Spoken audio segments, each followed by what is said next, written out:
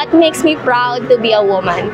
As a woman who's going to enter a male-dominated field, my presence alone challenges the stereotypes and paves a way for more women to enter the engineering field.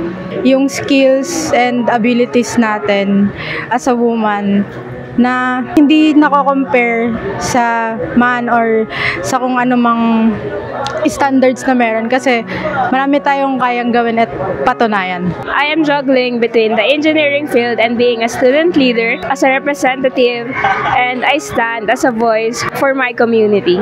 Bilang babae po, proud ako maging matapang po. In a way po na I'm still fighting in any challenges in life. As a woman, I feel proud pursuing a male-dominant field wherein I can show my knowledge and skills in ECE. What makes me proud to be a woman is, I guess, our ability to lead. Kasi, iba kasi pag babae yung nagli-lead eh. Masyado tayong na-oppressed na sinasabi na hindi natin kayang bumoto, hindi natin kaya na mag-lead ng kahit ano, ng organization, ng school, ng country. We can also become leaders, sometimes even better than men. Gender is not and should not be a hindrance in leadership.